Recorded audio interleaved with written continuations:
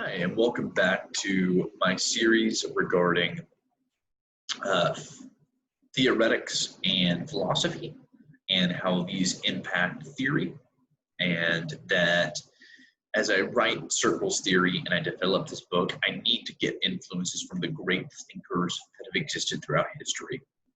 This series will be posting videos every Tuesday. This is the first video in that series. I hope to cover a large web of thinkers ranging from Freud to Confucius. Today I want to talk about Camus, which I'm sure my redneck accent is going to mispronounce all throughout this, and if anybody ever sees it, they'll give me hell. But Albert Camus has been someone that has greatly influenced me, and existentialist theory has greatly influenced me. And so I want to talk about one of his important works, which I will yet again probably mispronounce because it's a Greek name, but that's the Myth of Sisyphus. And the Myth of Sisyphus is a series of essays that he covers that is considered one of his more influential works. I'm going to be honest from the gate here when I say that this was probably one of the hardest reads that I have had in a long time. Camus is a very lucid thinker. He has really complex thoughts that are very abstract and require quite a bit of concentration to really digest. And so this book really tackles a lot of stuff, right? So I've got it right here, right? I just finished it, and it gave me some really interesting thoughts and ideas as I work on circle theory as a book. And so for those who haven't read it, it starts with a meditation on the nature of suicide. And Camus is really asking, why would somebody do this? And not from like a nihilistic or judgmental perspective. He's very curious, right? What would drive men to end their life? And what is the purpose behind that? And so he talks about a lot of different things. And he starts by talking about that this is something that's really hard to understand because we have no conceptual understanding of death. There's so much that we can understand in our life. We can experience so many things, but no matter what we do, we are incapable of experiencing death in this lifetime. And so it is a great unknown and something that we can't fully wrap our heads around.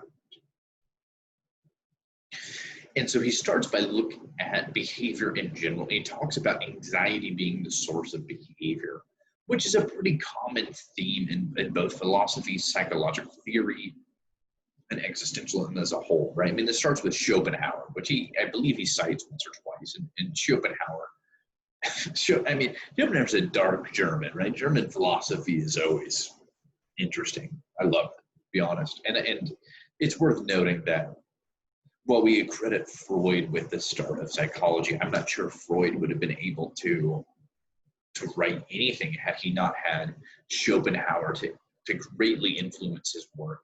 So Schopenhauer talked about what motivates human behavior, and that's a really good start if we're going to talk about a sociological theory that explains behavior and communal behavior. And Schopenhauer famously said something along the lines of, we work all week, so we get bored on Sunday. And what he was talking about was this idea that humans are basically motivated out of anxiety and pain. There becomes a base need. I'm hungry. I need fulfillment. I need these greater urges to be fulfilled. And he looked at that from a variety of angles. I think that Maslow expanded on the idea of human needs that we need to get fulfilled. So Maslow created his triangle where he discussed everything from the development of human needs, right? It goes from base shelter all the way up to fulfillment, existential development, and all of these various needs that humans tend to experience. But at the source of all of that is anxiety that drives us to behave and interact with other experiences. And so Camus points out that in this, we try to understand the universe, which is a really hard thing to do. I mean, we are so insignificantly small as humans. We are stuck in the world that we are. I mean, think about that for a second. I live in a small rural town in a small state in the U.S. that's a part of a world that is ruled by a variety of environmental and sociological functions that exist within a galaxy ruled by unconceivable forces that exist within a universe that shoots rays out at uncontrollable levels, surrounded by supernovas and black holes in an infinite reality that is greatly expanding until it collapses. I mean, I am just this tiny, tiny part of this major system I barely understand. And one thing that is entirely human is to project ourselves on what we try to understand. This is anthropomorphism. This is dated back with humanity as long as we exist. We attempt to understand our world through our own perspective. We attribute our own values, thoughts, and processes to animals in the universe. And so there becomes this concept of attribute this human concept of love and care and to the universe, but there's a central part of us that understands that isn't necessarily true. And so we try to break it down with science. And the problem with science is it always ends up in a hypothesis, which founds metaphor and is uncertainty, right? So we have, this is something that Popper talked about.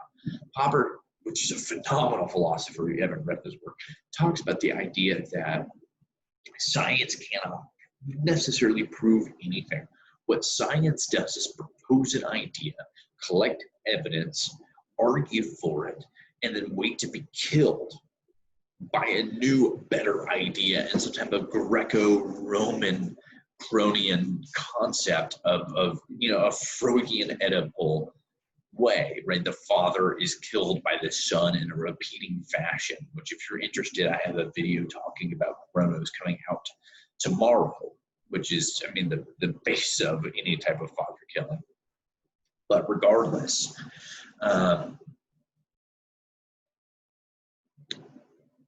we have this universe that we try to understand through metaphors.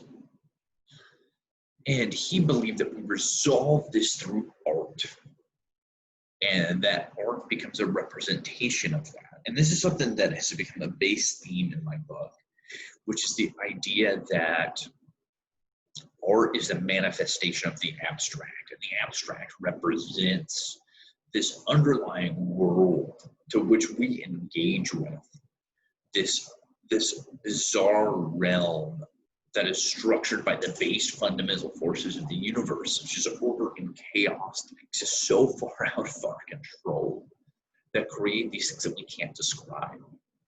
Right? Like, take a second and try to describe an abstraction. What is justice? Evil. Love.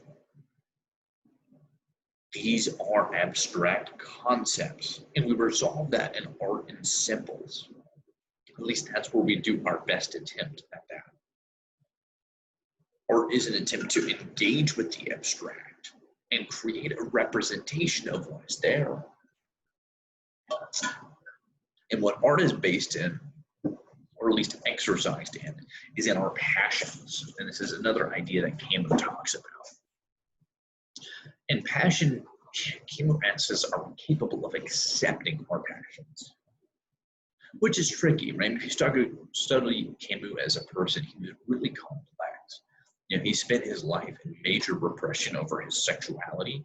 He ultimately found a therapist that helped him resolve some of that, but he really had a hard time dealing with his own passions and looking at art to be able to find a way to represent that.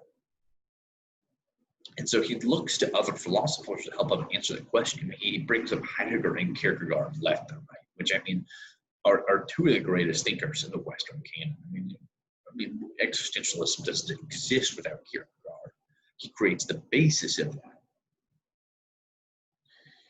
And from that, he starts to draw the conclusion that the finite and limited character of human existence is more primordial than himself. That is a really complex thing to say. But I think from that, I start to gather this concept that the primordial abstract concept of this self is exponentially more that I am myself. To expand on that a little bit, it's this idea that existence is, first of all, really bizarre. I mean, if you take a second and go, life on Earth exists because there was a star that hit supernova, showered our planet with base materials necessary for the development of life. The planet ended up over creating carbon monoxide, which required biology to break that down into oxygen, which ultimately resulted in the development of life. Right? There's this primordial concept of existence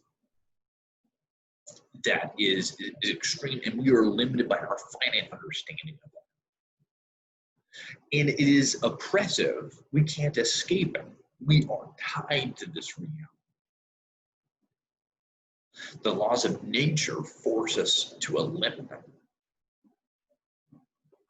But they can only go so far. And so from here, he develops the idea of the absurd. The absurd is this contradiction where reality and existence are incapable of being able to create a shared cumulative existence. So this becomes central to his philosophical perspective on existentialism, that there is the absurd, this disconnect, this separation. And so when he starts dissecting it, he talks about Kierkegaard. And he quotes Kierkegaard where he talks about, in failure, the believer finds his triumph, which I found to be a really powerful quote as I read this book. Because really what we're talking about is we're able to achieve victory when we understand that we are incapable of succeeding past our limitations as humans. And so we go through these failures and try to deal with them and understand our existence through this absurdity, the absurd reality of our existence, the absurd disconnect. And so we try to change that. And our world is constantly in shift. And this, I think, and this is critical to part of circle theory, is that humans are in constant shift. I mean, this is what makes us a fascinating creature. I think Darwin is constantly misunderstood. People believe that Darwin's the strongest survivor, the most fit, or the smartest. And he did in some sense. But in reality, what Darwin really argued is that the species most capable to adapt, the most capable of change, is the one that survives, because the world is shifting.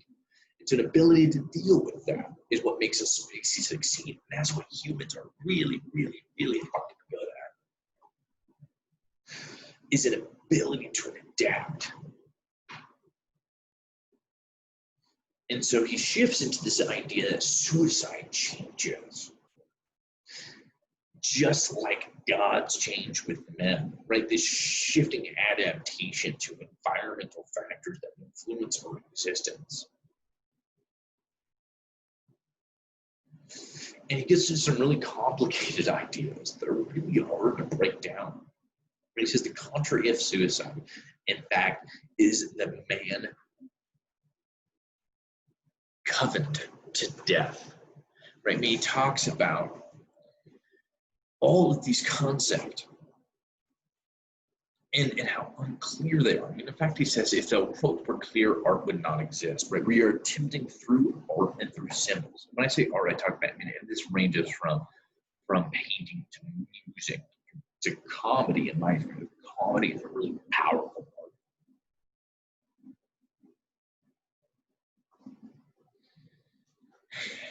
To represent this absurdity and this disconnect. And one of the things I think that was most profound to me in reading this is the creation is the great mind. Creation is mimicking everything that found around it. So like I said, I think that these ideas are something I need to continue to meditate and think on. Camus was a really, really loose thinker. But ultimately, what I take from all of this is that I return to my idea of the abstract, which is something I talk a lot about in circle theory, the separated world. It's almost like Plato's forms, right? Where emotion and these potent factors exist can only be represented via artistic representation. And this is something that Camus really talks about. This idea that art is the representation and manifestation of that. So this is one I'm really curious to hear other people's thoughts on the myth of Sisyphus. Sorry about what this means about our existence. You know, if anybody's read this and anybody ever sees this video, please make a comment. Tell me your thoughts about that. I would love to get some other perspectives because, like I said, this was a really difficult one for me to digest. I'll be back next Tuesday talking further about theory.